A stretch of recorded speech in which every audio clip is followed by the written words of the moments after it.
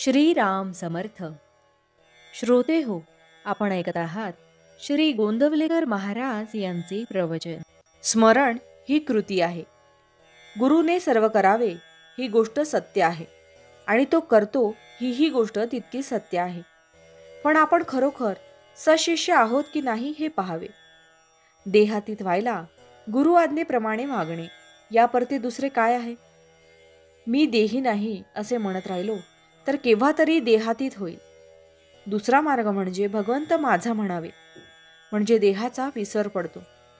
समर्थांचे नाव घेऊन सांगतो की आपला नीतिमार्ग सांभाळा आणि कोणताही प्रसंग आला तरी नामाला विसरू नका. मी जे जे करतो ते ते भगवंताकरिता करतो असे जो म्हणतो तो खरा आणि उत्तम भक्त होय. करते पण घालवायला उत्तम भक्त व्हावे लागते. भक्ताचे लक्षण म्हणजे भगवंत प्राप्तीशिवाय दुसरे काही नको असे वाटणे. भगवंतापासून आपल्याला जे दूर सारते ते खरे संकट होय. तोच काळ सुखात जातो की जो भगवंत स्मरणात जातो. खरोखर स्मरण ही कृती आहे आणि विस्मरण ही वृत्ती आहे. भगवंताचे स्मरण करणे म्हणजे हवन करणे होय आणि अभिमान नष्ट करणे म्हणजे पूर्णाहुती देणेच होय. वृत्ती भगवंताकार झाली पाहिजे. आपल्याला ज्याची आवड असते त्याचे स्मरण आपोआप राहते. विषय अंगभूत झाले असल्याने त्यांचे स्मरण सहज राहते. पण भगवंताचे स्मरण आपण मुद्दाम करायला पाहिजे. हे करणे अगदी सोपे नाही, परंतु ते फार कठीण देखील नाही. ते मनुष्याला करता येण्यासारखे आहे. भगवंताची भक्ती ही सहज साध्य आहे. ती अनुसंधानाने साध्य होते. अनुसंधान समजून केले पाहिजे, तिथे अनुभव लवकर येईल.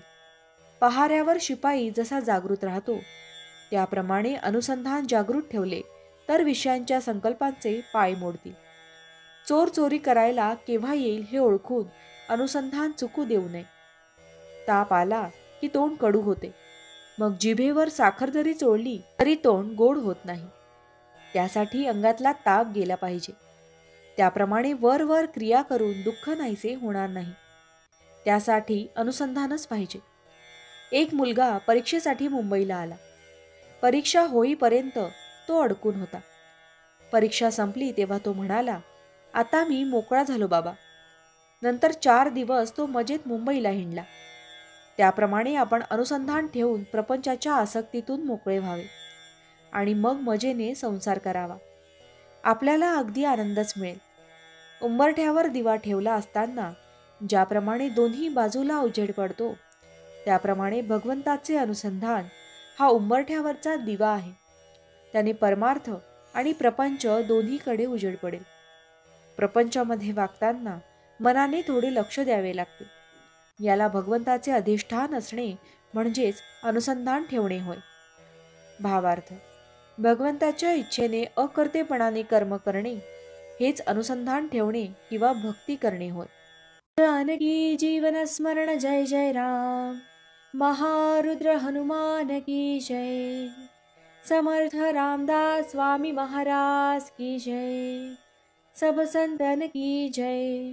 श्री अनंत कोटि ब्रह्मांड नायक राजाधिराज सच्चिदानंद सद्गुरु श्री ब्रह्म चैतन्य महाराज की जय. जय जय रघुवीर समर्थ.